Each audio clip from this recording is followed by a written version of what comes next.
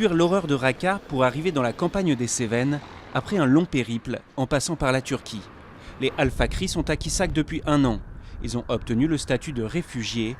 Il va maintenant falloir construire une nouvelle vie à la campagne. Kisak est un petit village pas très peuplé, qui ne contient pas de magasins par exemple.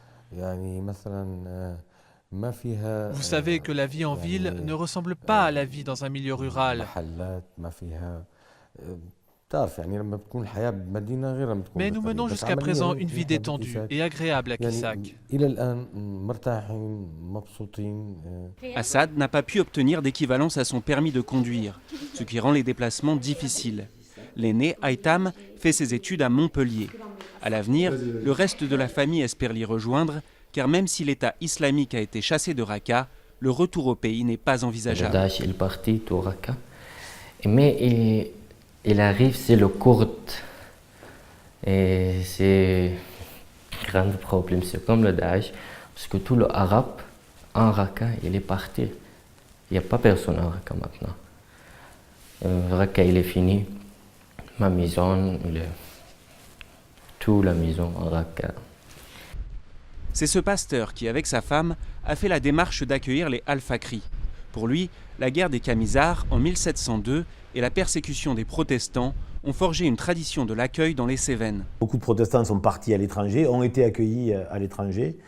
Certains sont revenus après et je pense que ça a marqué, qu'il y a une sorte de culture qui est présente là, une culture de l'accueil, une culture parce que une population qui est rejetée, qui est persécutée pour ses opinions religieuses, politiques ou autres, on y est sensibilisé parce que dans notre histoire, on a connu ça. Si la tradition perdure, l'intégration des Al-Fakri n'en reste pas moins compliquée.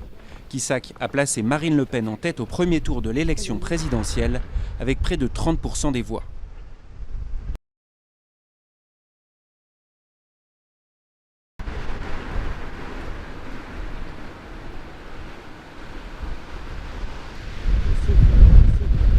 Je vais faire un dernier plan.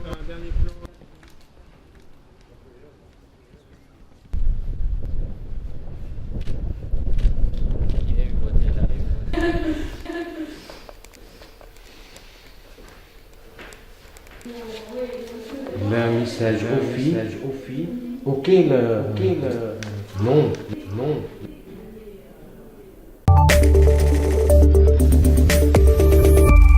Cette cité est l'un des endroits les plus dangereux d'Afrique du Sud.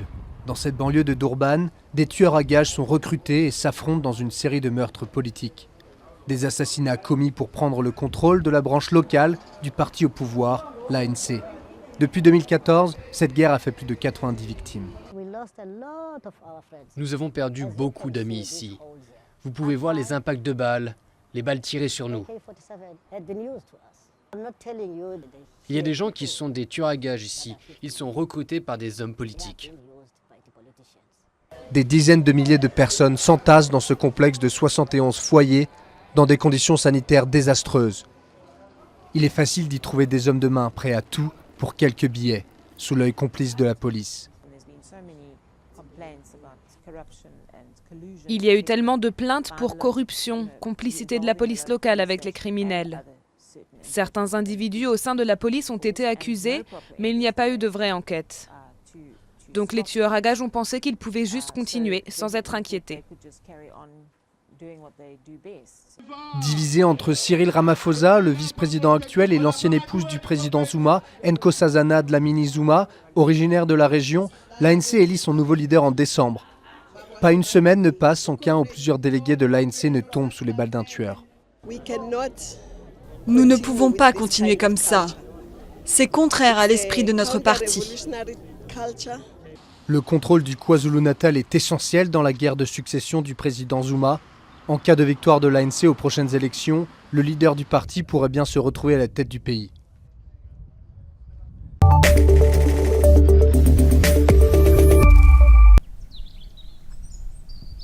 Irouléguy, aux confins du Pays Basque. Sur ces coteaux, Michel et Thérèse font pousser 8 hectares de vignes bio. Mais depuis 3 ans, la nouveauté est dans leur cave.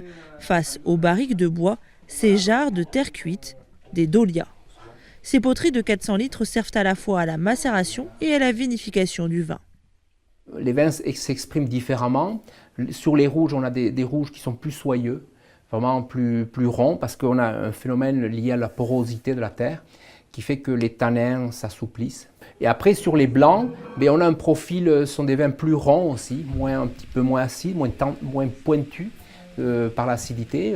L'aromatique est différent, c'est un aromatique moins intense peut-être, mais il y a un côté minéral qui ressort. Ici, 9 dahlias ont pris place et les premières cuvées commercialisées sont prometteuses. Cette expérimentation, c'est le fruit d'une réflexion avec un ami, viticulteur en Dordogne. Les deux compères voulaient revenir aux origines même du vin, comme il y a 8000 ans en Géorgie, où les breuvages d'époque vieillissaient en amphore. Mais surtout, ces passionnés de culture bio sont engagés pour une viticulture plus respectueuse de l'environnement. Les poteries représentent donc une bonne alternative à la fabrication de tonneaux et lutter contre la déforestation. Ça faisait très longtemps qu'on voulait faire des élevages en amphore. Sauf que ce qu'on trouvait sur le marché n'était jamais dans la forme que l'on voulait. Les formes étaient beaucoup trop allongées. Et nous, on est persuadés que pour faire du grand élevage, au contraire, il faut que ce soit le plus large possible, le plus rond possible. Et comme ça n'existait pas, et bien avec Michel, on s'est dit un jour, et si nous on le créait? Croquis en tête, ils sont venus voir les Goykocha, une famille de potiers reconnue depuis 3 générations pour la qualité de leur travail. Pour fabriquer ces amphores, il a fallu surmonter de nombreux problèmes techniques. Pour faire ces grandes dahlias, on ne peut pas automatiser le système. Tout est fait à la main. C'est une argile beaucoup plus pure que les pièces de décoration. Et elle a beaucoup de nervosité en elle. Donc elle demande 1 mois de séchage. Et à la suite, il y a 1 semaine entière de cuisson. Contrairement aux tonneaux qu'il faut changer tous les 4 à 5 ans, ces amphores ont une durée de vie illimitée et auraient la capacité de vinifier les cépages beaucoup plus rapidement.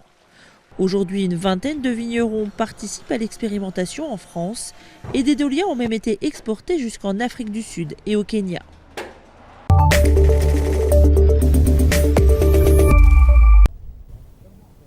C'est le plus ancien barrage du Brésil, devenu en quelques mois un cimetière de tortues. 5 ans qu'il ne pleut pas assez dans le nord-est du pays. Il y avait l'équivalent de 50 000 piscines olympiques ici. Aujourd'hui, plus une goutte d'eau dans le barrage du Cedro. Il y a 9 mois, on faisait des randonnées ici. Il y avait encore beaucoup d'eau, beaucoup d'animaux et d'oiseaux. Lévi et ses amis sont étudiants en biologie et analysent les conséquences de la sécheresse sur la faune et la flore. Ils ont trouvé ici 439 carapaces de tortues, mais ce n'est que la partie visible du désastre écologique. Beaucoup d'animaux sont morts, des amphibiens, des mollusques, des poissons. Il y avait beaucoup de poissons ici, beaucoup d'espèces de poissons. Des dizaines de pêcheurs, comme Antonio et Francisco, ont vu leur source de revenus s'évaporer. La pêche leur permettait de doubler leur retraite d'agriculteurs, mais voilà plusieurs mois qu'ils ne sortent plus en bateau. On pêchait 30 à 40 kilos par jour, chaque pêcheur. On les vendait ici et aux alentours. Plus de poissons et plus de touristes non plus. Les rares qui viennent se promener sur ce site classé se remémorent combien le lieu était paradisiaque. C'était une bonne source de revenus pour la commune. Il y avait du tourisme et les gens pauvres venaient vendre des galettes de tapioca. Il y avait des fêtes le samedi et le dimanche. Beaucoup venaient pour apprécier à quel point c'était bon. Le barrage du Cedro est loin d'être une exception. Dans le Ceará, cet état du nord-est brésilien, en proie à la pire sécheresse de ce siècle, plus de la moitié des réservoirs d'eau sont totalement asséchés ou en voie de l'être.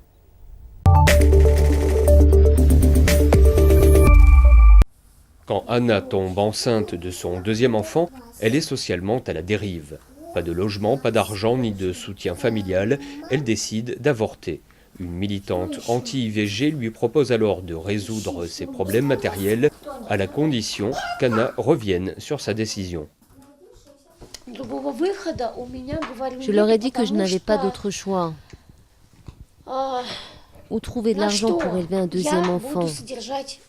Son père l'a rejeté. Comment pouvons-nous vivre sans argent et sans logement? Où? Elle m'a répondu, Anna, attends un peu. Nous allons trouver quelque chose. Aujourd'hui, Anna vit avec ses 2 enfants dans ce foyer de Moscou, ouvert en 2012 par des militants anti-avortement. Ici, au nom des valeurs orthodoxes et patriotiques, on fournit gîtes et couverts à une dizaine de mères et futures mères. La sécurité de notre État dépend du type de population que nous avons. Si nous voulons être en mesure de défendre notre pays, nous devons restaurer les valeurs familiales traditionnelles.